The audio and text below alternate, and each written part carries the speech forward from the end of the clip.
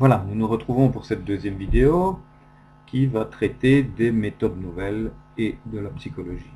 En tout cas, qui va tenter de mettre en évidence le lien, certains liens entre les méthodes nouvelles et une psychologie particulière qui est la psychologie génétique.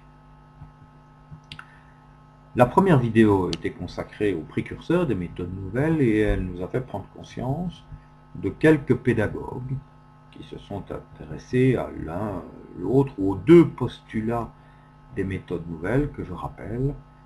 Le premier postulat, c'est l'activité vraie de l'enfant et il faudra définir correctement ce qu'est cette activité vraie.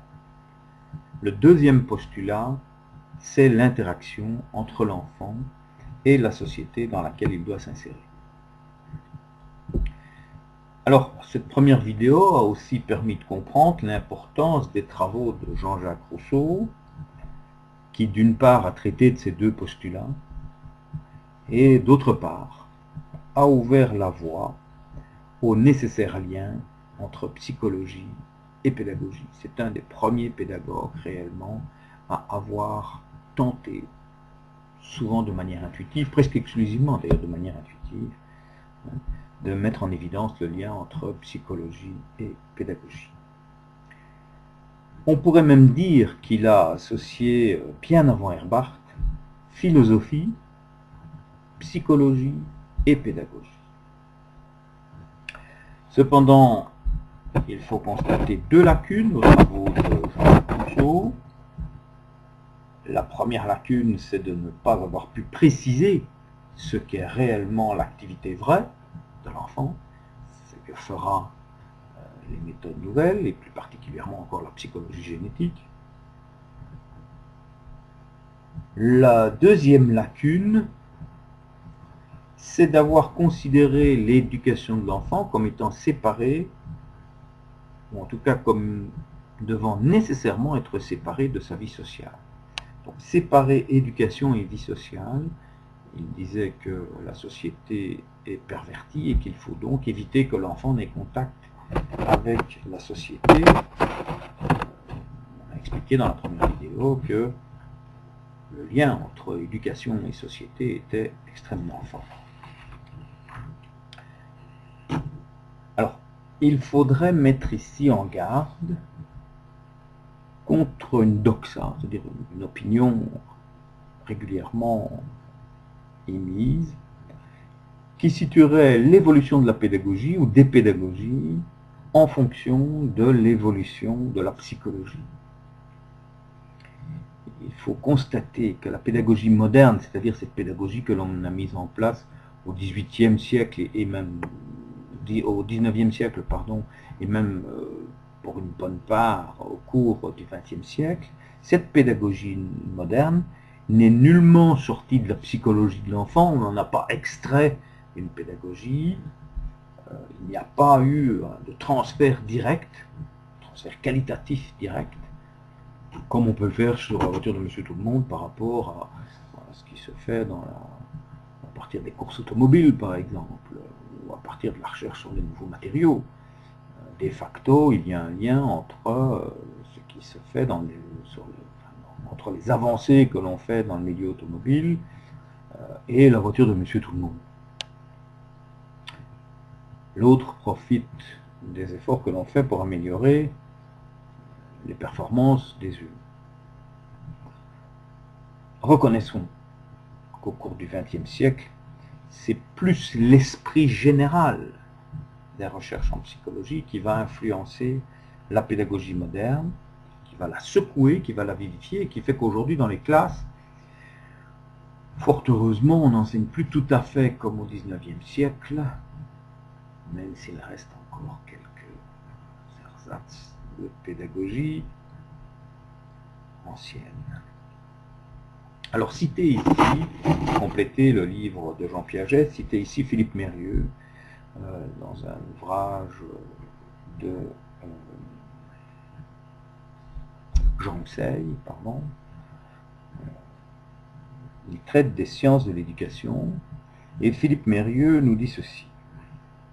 Comprendre comment se pose aujourd'hui la question des situations d'apprentissage impose, me semble-t-il, un détour historique qui permette de mettre en perspective les deux grands mouvements qui ont présidé à l'organisation de ces situations et que je nomme, de manière sans doute un peu caricaturale, le mouvement de didactisation et le mouvement de finalisation. Disons pour faire simple, que se sont opposés et s'opposent encore aujourd'hui en matière pédagogique deux grandes priorités. La première est celle qui insiste sur la nécessité de rationaliser les apprentissages, d'être particulièrement attentif à leur caractère exhaustif et systématique.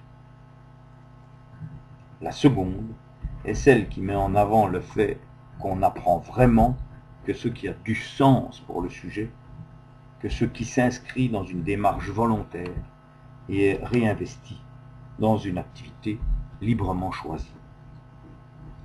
Pour rester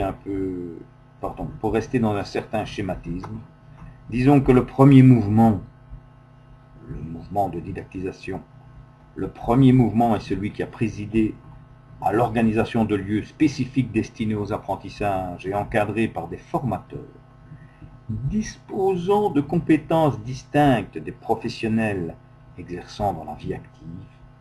Ces lieux ont pu par exemple s'appeler des écoles. Le second mouvement, qui en réalité existait bien avant le premier, mouvement de finalisation, est celui qui justifie l'apprentissage par l'action directe du sujet, immergé en situation de production, tel qu'il a pu exister avant la création des écoles, et tel qu'il a pu être remis à l'ordre du jour par les pédagogues de l'éducation nouvelle et des méthodes actives, qui, selon la formule de Dewey, définissant ce que l'on nomme aujourd'hui la pédagogie de projet, affirma bien haut l'importance du learning by doing.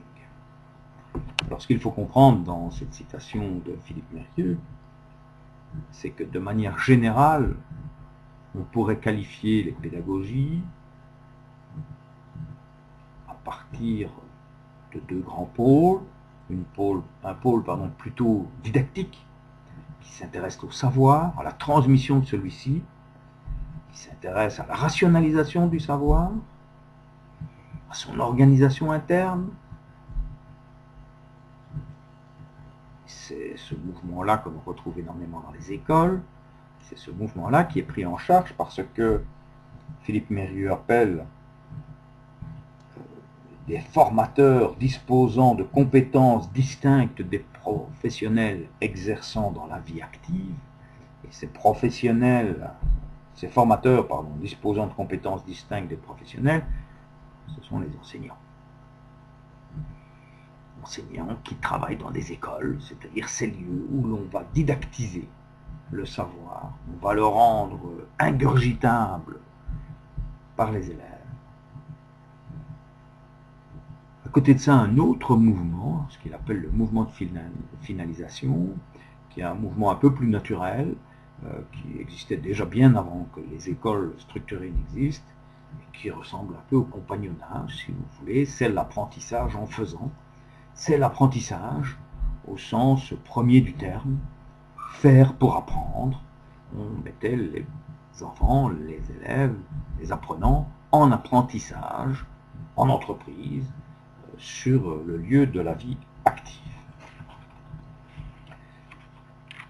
Alors, pour reprendre les dires de Philippe Mérieux un peu autrement, nous pourrions affirmer que la pédagogie moderne s'est surtout inspirée des travaux de la psychologie du XIXe siècle, alors que les pédagogies nouvelles, les méthodes nouvelles, ont pris leur inspiration dans la psychologie du XXe siècle. La première est restée au niveau de la didactisation, la seconde s'est plutôt appuyée sur ce mouvement pédagogique de finalisation, c'est-à-dire où l'enfant est actif pour apprendre. La psychologie du XIXe siècle a insisté avant tout sur les fonctions de réceptivité et de conservation, sur des éléments essentiellement statiques. Cette psychologie s'appuie sur une structure mécaniste de l'intelligence et elle a tenté de réduire l'activité intellectuelle à des combinaisons d'atomes psychiques, inertes, les sensations et les images. On est donc au niveau de la psychologie du 19e siècle, qui a fondé l'école moderne et l'école classique, on va dire. Elle s'appuie surtout sur de la réception d'informations et de la rétention d'informations, ensuite sur de la régurgitation, si vous voulez, d'informations. Cette psychologie a également tenté de trouver le modèle des opérations de l'esprit dans des liaisons passives telles que les habitudes et les associations.